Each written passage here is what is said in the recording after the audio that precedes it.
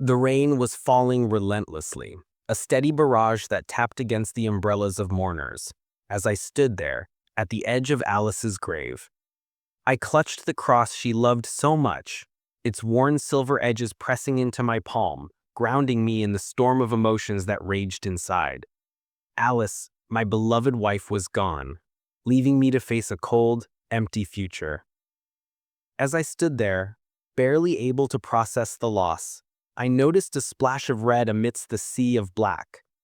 Emma, my daughter-in-law, walked past me, her bright red dress impossibly loud against the muted grief of the day.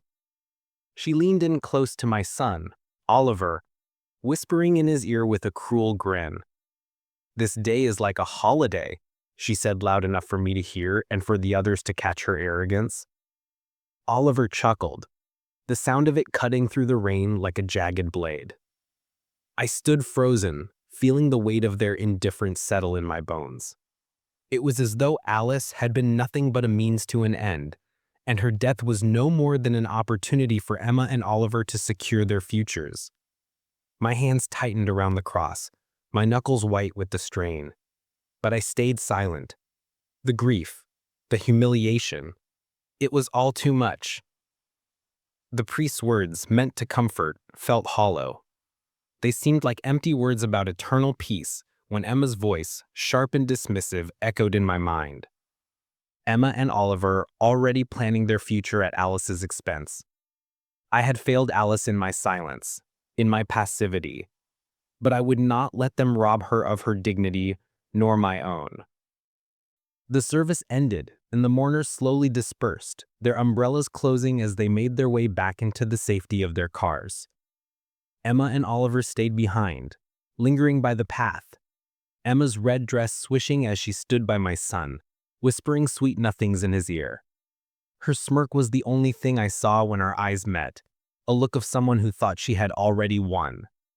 I wanted to lash out, to shout at them for their disrespect, but I stayed silent, clinging to the only thing that mattered now: dignity. Alice's voice echoed in my mind, reminding me to stay strong. "Don't let them break you, James." The cemetery fell silent, save for the distant hum of traffic.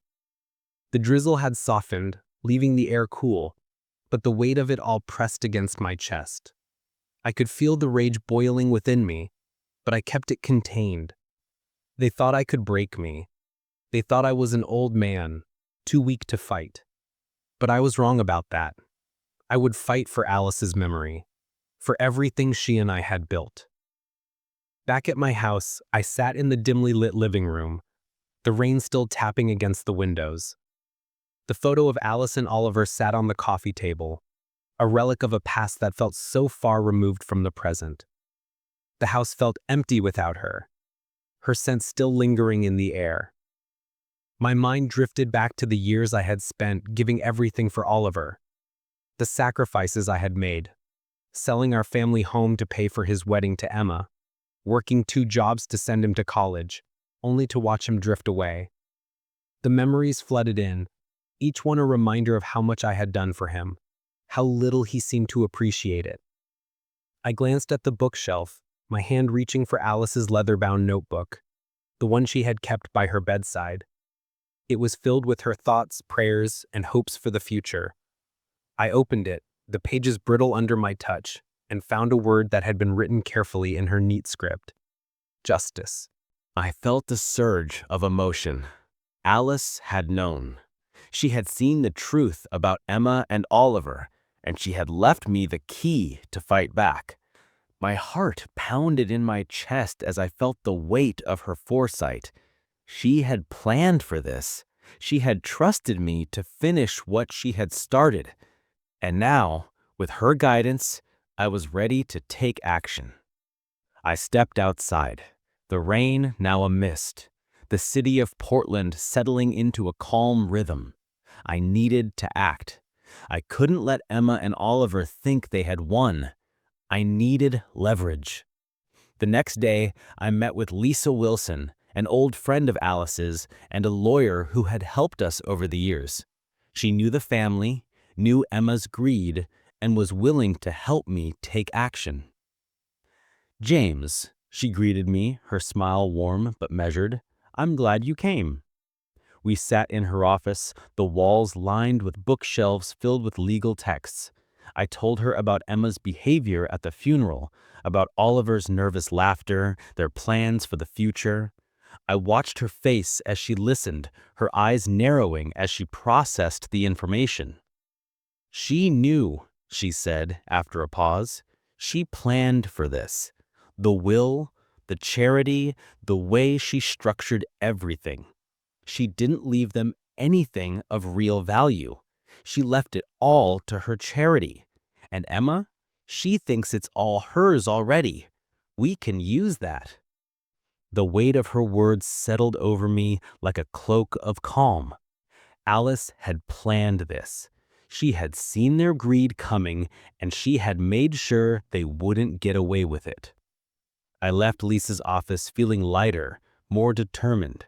I spent the next few days gathering information, quietly working behind the scenes. I had a plan. I began to track Emma and Oliver's finances, leveraging old contacts to gather evidence of their financial misdeeds. Their lifestyle, their expensive habits, their hidden accounts, all of it was fair game. I knew they were expecting the inheritance to fall into their laps, that they thought Alice's death was their windfall. But Alice had seen through them. She had known what they were capable of, and she had taken steps to ensure they would never get away with it. A few days later, I found myself at Emma and Oliver's mansion. I was invited to one of their parties, a celebration of sorts, but it wasn't a celebration for me. I was there for something else. As I entered their home, I could feel the tension in the air. Emma, dressed in her finest, was the center of attention, but her eyes flicked to Oliver every now and then, a sharp look of control in them. I watched them, knowing what they had done and what was about to happen. At the party, I casually mentioned Alice's meticulous planning of her will, dropping hints about how well she had seen through Emma and Oliver's plans. Emma froze, her expression faltering. Her mask was slipping, and I was enjoying every moment of it. The cracks were showing, and I was the one who had made sure they were exposed. Later, I received a call from Lisa. The investigation was progressing, and Emma's secret offshore account had been discovered. It was time to put the final pieces into motion. The plan was nearly complete. The last piece fell into place when I sent an anonymous tip to Oliver's creditors, alerting them to the assets that were hidden away. The hammer was coming down, and Emma and Oliver were in the process of being exposed. A few days later, I stood in the lawyer's office with Emma and Oliver, watching as the will was read aloud. When they realized the bulk of Alice's estate had been left to the children's charity, their faces drained of color. Emma, in particular, was furious. She stormed out of the office, her heels clicking sharply against the floor. But I didn't flinch. I knew this day was coming. Emma and Oliver were left with nothing. The mansion was sold off, their debts piling up, and their future dreams shattered. Oliver came to me asking for help, but I refused. "You chose her," I said, my voice firm. The silence between us was deafening, but it didn't matter. The damage had been done. Later, I received a letter from Alice's charity. The funds from her estate had saved a pediatric ward from closure. I could feel her presence, her love, her wisdom guiding me as I read the letter. Emma and Oliver had lost everything, but Alice's legacy was secure. The plan had worked.